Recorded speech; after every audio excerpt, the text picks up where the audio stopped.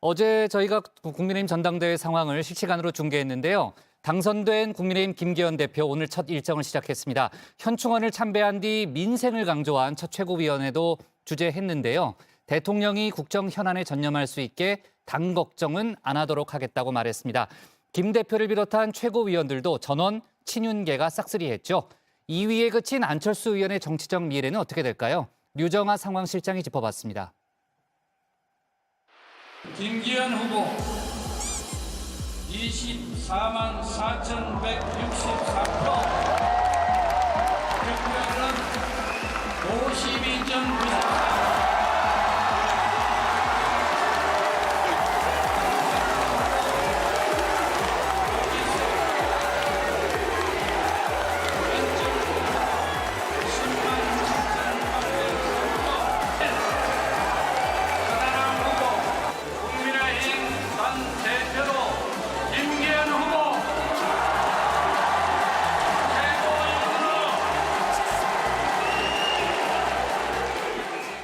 네, 오늘 국회 상황실이 첫 번째 순서인 이유 보신 것처럼 국회에 큰 변화가 이렇게 생겼기 때문입니다. 오늘이 바로 대선 일주기죠. 대선 일주기를 하루 앞둔 어제 집권 여당 대표가 선출이 됐습니다. 국민의힘 당원들의 선택 김기현 대표였는데요. 역대 최고 투표율 55.1%, 여기서 52.93%라는 이 과반 득표를 김 대표가 했습니다. 김 대표의 무기는 바로 윤심 후보라는 거였죠. 김 대표의 일성은 오직 민생으로 윤석열 정부를 뒷받침하겠다는 거였습니다. 일편당심 저 김기현 우리 당원 동지 여러분께 감사의 큰절 한번 올리겠습니다. 윤석열 정부를 탄생시켜주시고 우리에게 요구하는 것은 바로 딱 한 가지 민생이라고 생각합니다. 네, 함께 선출된 최고위원들도 친윤계가 싹쓸이를 했습니다. 지금 보시면요. 과반 득표한 김기현 대표를 비롯해서 장해찬 청년 최고위원 둘 다 이제 과반 득표를 했죠. 대표적인 친윤계로 이제 후보가 됐고 선거 운동을 펼쳤습니다. 최고위원 중에서 득표 1위를 한 김재원 수석 최고위원은 당 지지세가 강한 TK 출신이죠. 2위를 한 김병민 최고위원 역시 윤석열 대선 후보 당시 대변인을 맡았습니다. 반면 이준석 전 대표와 가까웠던 천하람 당협위원장을 포함해서 이 천하용인 후보들은 모두 떨어졌는데요.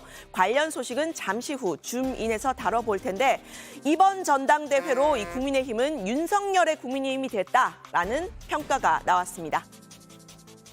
완전한 윤석열 당으로 창당했다. 재창당했다. 이준석 천하람 상당한 돌풍을 언론에서도 예상했지만은 미풍에 그쳤다. 결론적으로 보면은 국민의힘은 윤석열을 위한 당으로 됐다.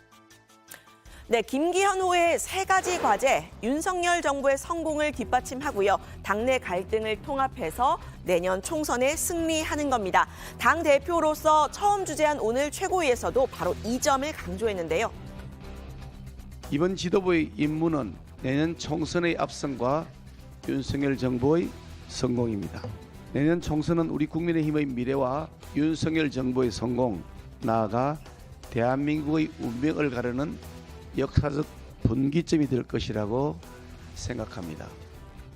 네, 김 대표 자타공인 윤심을 대변을 했기 때문에 윤석열 정부를 뒷받침하겠다라는 건 큰 문제가 없어 보입니다. 김 대표는 어제 전당대회에서 본인의 좌우명을 이렇게 밝혔는데요. 김기현 후보의 인생 좌우명은 뭘까요?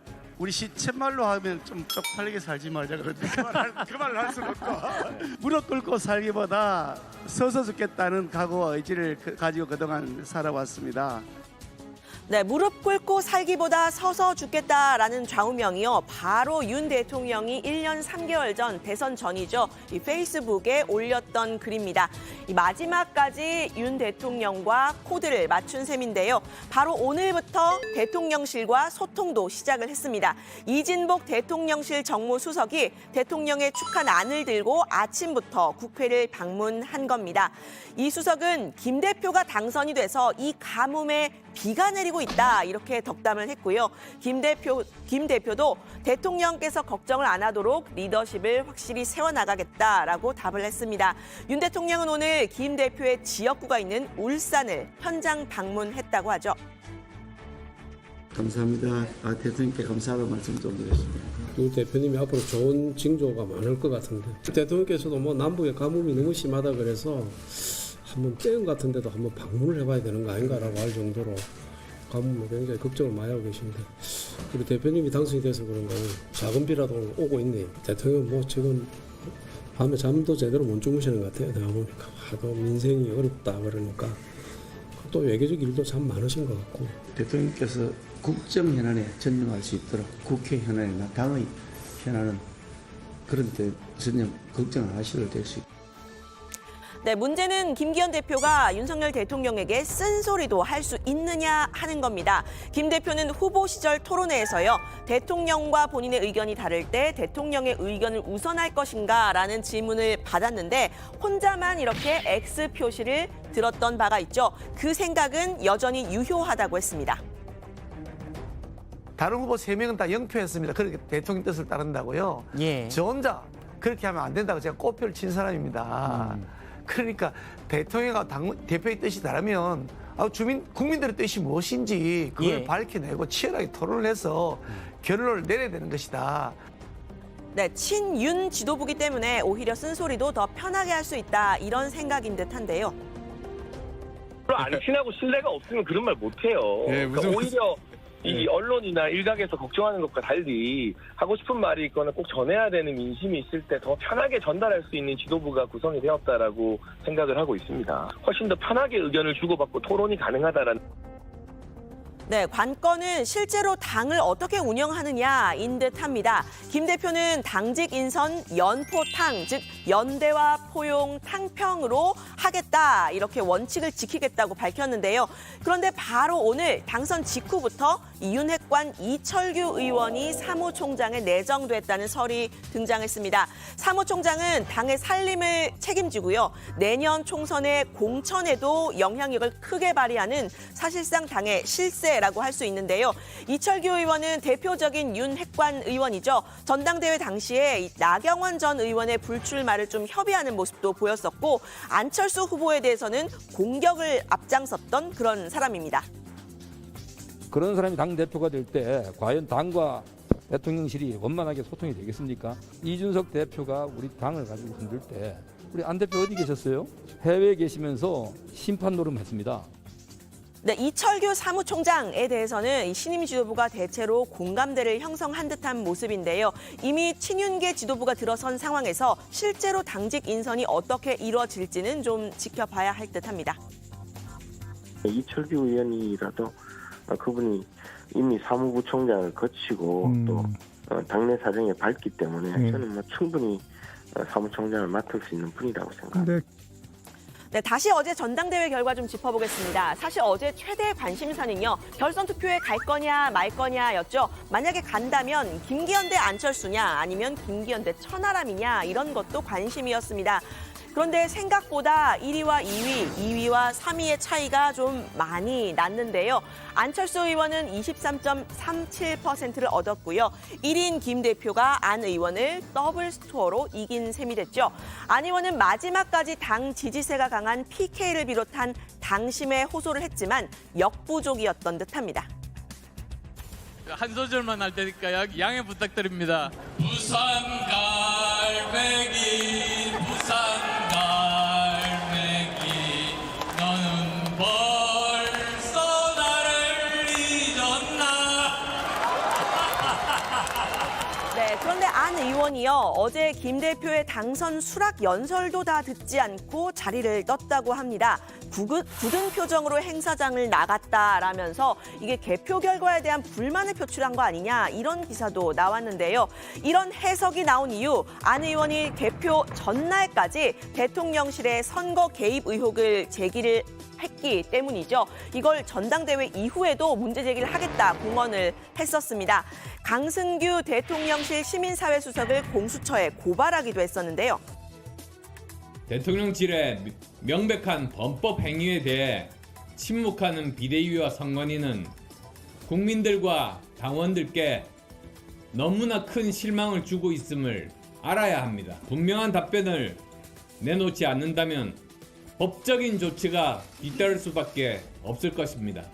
네, 그런데 막상 전당대회가 끝나자 태도가 달라졌습니다. 지금 보시면요. 꺾이지 않았다라는 캠프 해단식 이 포스터를 올렸는데요. 안철수 의원이 중간에 안철수했다는 것만으로도 긍정적이다 이런 평가인 걸까요? 당의 화합을 위해서 헌신하겠다라면서 원팀을 강조하는 낙선 인사도 페이스북에 올렸습니다. 치열했던 경쟁을 뒤로 하고 이제 원팀이 되어야 합니다. 새로운 김기현 당대표 지도부에 아낌없는 응원을 보냅니다. 저 역시 당의 화합을 위해 헌신하며 최선을 다하겠습니다. 네, 안 의원은 자타공인 대선 주자급이죠. 1위와 크게 차이나는 2위를 한 것은 정치권에선 선거 전략 실패가 아니냐 이런 지적이 나왔습니다. 한마디로 이 매력을 보여주지 못했고 애매했다는 건데요. 선거 초반 친윤 후보임을 강조했던 안 의원은 대통령실과 윤핵관 의원들의 비판에 한 걸음 물러서는 모습을 보였죠. 또 비윤으로서의 선명성은 이 천하람 당협위원장에게 좀 넘겨주면서 애매한 위치에 섰다는 지적이 나왔습니다.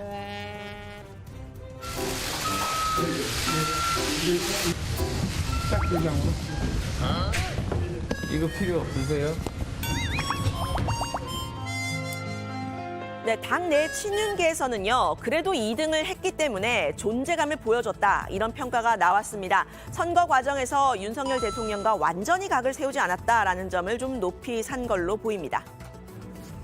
국민의힘에는 입당한 지 1년이 되지 않았기 때문에 그 득표율만 하더라도 굉장히 큰 의미가 있거든요. 그래서 당에 가까워지고 천착하고 어떤 그런 기회로 삼는다면 오히려 몸에 좋은 보약이 될 수 있겠다.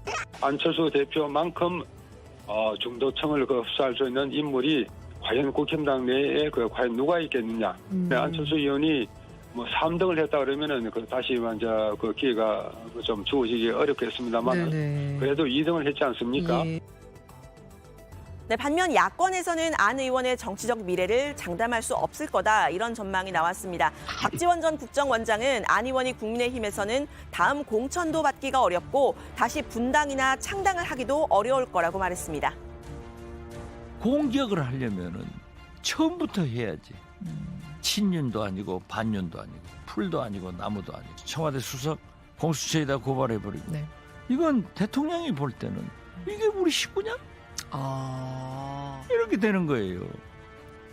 네, 선거 막바지 안 의원과 공동 기자회견을 하면서 김 대표에게 각을 세운 사람도 있었죠. 바로 황교안 전 대표입니다. 황 전 대표는 전당대회 내내 김 대표의 울산 땅 투기 의혹을 제기하면서 존재감을 부각해 왔는데요. 결과는 4위였습니다. 황 전 대표는 이번 전당대회에서 본인의 시그니처라고 할 수 있는 지난 총선 부정선거 한 번도 입에 올리지 않았었죠. 그 부분만으로도 주목을 받은 바가 있었는데요. 전당대회가 끝나자마자 이 전당대회 투표 조작 빼박 증거라는 영상을 올리면서 부정선거 의혹을 제기했습니다. 어떻게 10의 배수 단위로 투표가 될 수 있냐라는 겁니다. 이상하죠? 예.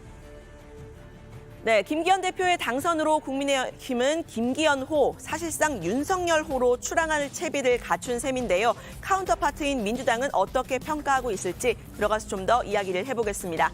오늘 발제는 이렇게 정리합니다. 친윤계 일색 김기현호 출범, 오직 민생, 애매했던 안철수 의원의 정치적 미래는.